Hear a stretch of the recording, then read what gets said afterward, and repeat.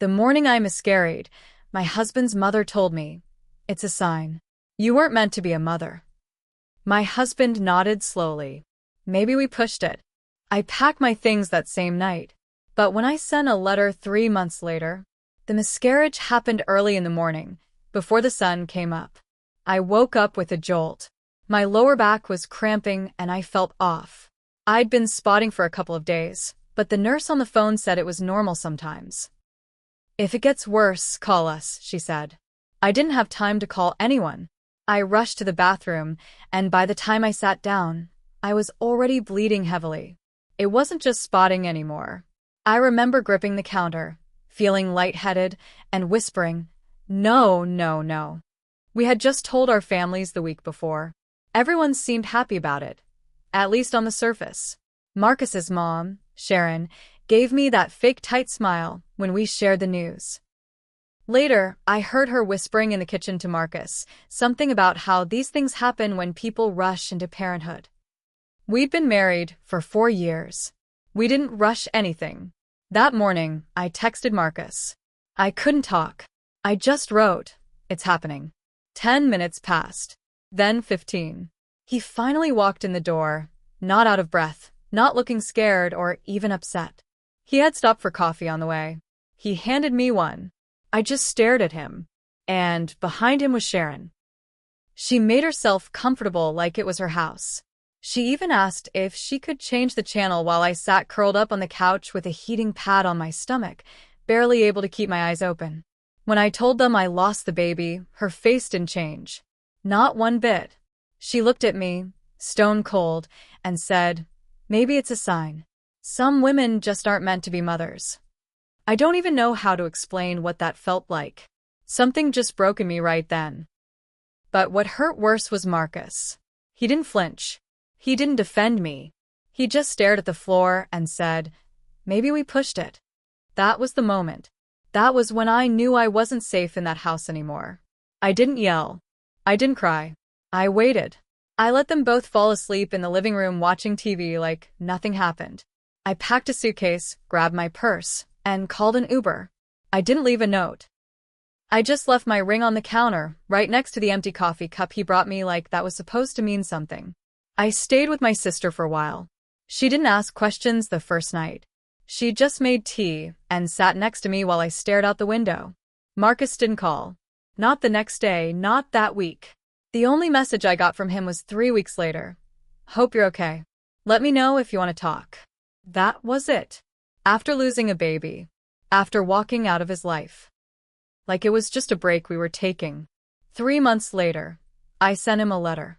I wrote it out by hand. I didn't cuss or scream on paper. I just told the truth. I said I was filing for divorce. I told him I would never forget how alone he made me feel, how he let his mother sit in my living room and call me unfit while I was still bleeding from the loss of our child. And worst of all, how he agreed. I sealed it, sent it through certified mail. I didn't want to hear his voice. I didn't want a phone call. 2 weeks after I mailed the letter, a manila envelope showed up at my sister's door. It was from Marcus. I didn't want to open it. I let it sit on the kitchen table for 2 days. Finally, I cut it open. Inside was a typed letter, formal and cold. He agreed to the divorce. No apology. No explanation. Just a list of property, bank accounts, and who gets what. It felt like a business transaction. I was listed as spouse on one page, claimant on another. Not wife. Not even her. Just words that didn't mean anything anymore. But what hit me harder was what wasn't in there. No mention of the miscarriage. Not one word. I called a lawyer the next day. The legal stuff dragged on. Marcus was calm, methodical, like he was doing his taxes. He wanted the house. Said I left it voluntarily. He even tried to keep the joint savings account. That money was meant for the baby. Diapers. Furniture. A crib I never got to order. I told my lawyer to fight for every damn penny. About a month into the process, my sister's husband came home and said, "Hey, Sharon came into my work today." He manages a hardware store. I froze. What did she want? She said some stuff. Asked how you were. Then she said she hoped you were getting the help you needed, with your mental state. There it was.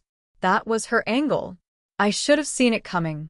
When Sharon couldn't control something, she'd poison it. Make it look broken so she could throw it out. I guess she figured if she made me look unstable, the divorce would tilt in Marcus's favor. Maybe even give them a shot at keeping the house, the savings, even the narrative. 2 weeks later, I got a call from a mutual friend, someone we used to have dinner with once a month. She said, "Hey, I've been meaning to check in. I heard you had a bit of a breakdown." I asked her where she heard that. "Sharon told me you were having trouble processing things. That maybe it's postpartum depression. Even though it was early, she said it's sad, really. That you're pushing everyone away." I didn't say anything. I just hung up.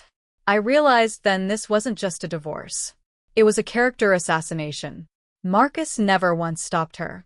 He didn't call to ask if I was okay. He didn't try to correct the lies she spread.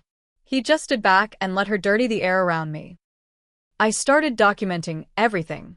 Every message. Every third-hand comment.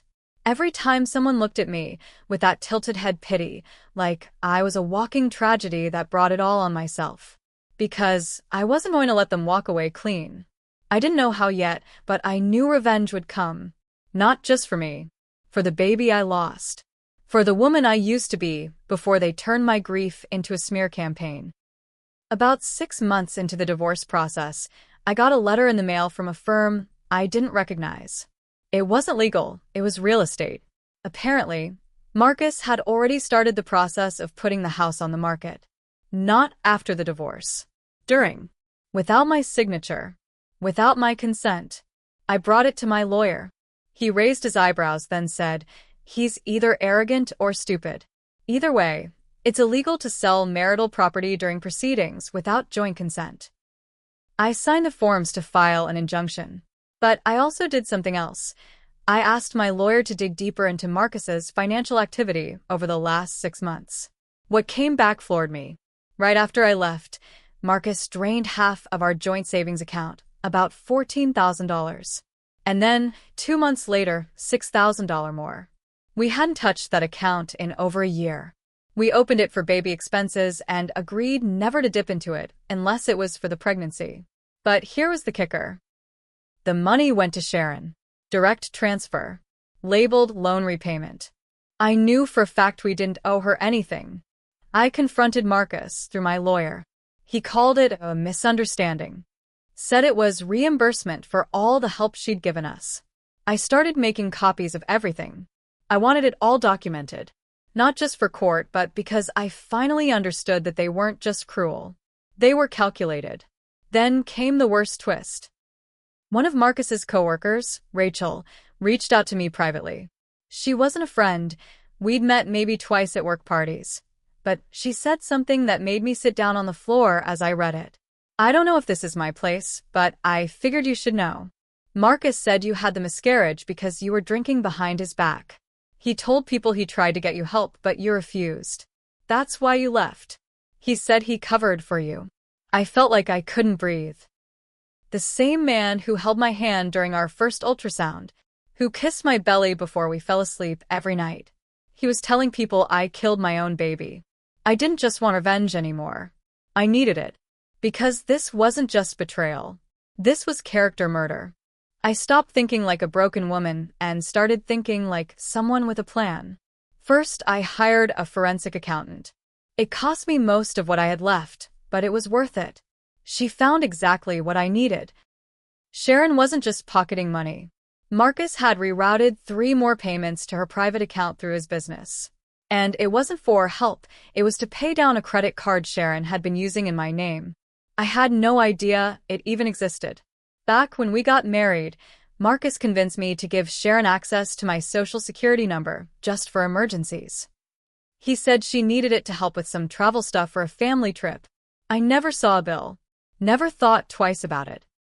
Turns out she opened the card 3 years ago. Kept it just below the radar. Small charges, groceries, online orders, salon visits. Nothing big enough to set off alarms. But after I left, she maxed it out. $11,700. I filed a police report for fraud. then handed over every document, every statement, and all communications between Marcus and Sharon to my lawyer. He froze the sale of the house immediately. We pushed for a court date to argue fraudulent activity, financial abuse, and defamation. And then I got strategic. I made copies of the lies Marcus had told his coworkers, the messages from Rachel and 2 others who came forward. I compiled them into a clean PDF. No threats. Just facts. I sent 1 copy to HR at his company, 1 to their ethics officer, and 1 directly to the company's legal department. He was let go the following week for conduct inconsistent with corporate values. That same week, Sharon was served with a court summons. The credit card company joined the fraud complaint once they saw the paperwork. She'd lose everything she owned just trying to defend herself. The day we went to court for the divorce, Marcus looked like a ghost. He hadn't shaved. His lawyer kept whispering nervously. Mine didn't say a word during the opening arguments. He let their side talk first. When they were done, my lawyer stood, handed the judge a thick folder, and said, "Your Honor, we have reason to believe the respondent and his mother committed financial fraud, defamation, and intentional infliction of emotional distress during this proceeding." The judge paused. Read for 20 minutes. Then he said, "We're going to need more time. This isn't a standard divorce anymore." It turned into a civil case. The house? I got full ownership. The joint savings? All mine, plus restitution. Marcus tried to argue he needed the house to stay stable. The judge said, "You should have thought of that before you fabricated stories about your ex-wife's miscarriage." As for Sharon, her accounts were frozen. Her name dragged through court records. She stood up at one hearing, pointed at me, and yelled, "You ruined my life." I didn't say a word. I just watched her leave in tears. Just like I did that morning on the bathroom floor, bleeding, alone, with no one to speak for me. Now, I live in that house. The nursery, I never got to finish. I turned it into a quiet reading room. There's one photo on the wall, the ultrasound from when the baby still had a heartbeat. I sit in there sometimes with the lights off and remind myself I survived. Marcus and Sharon tried to erase me, bury me under lies. Instead, I buried them in truth. And I never looked back.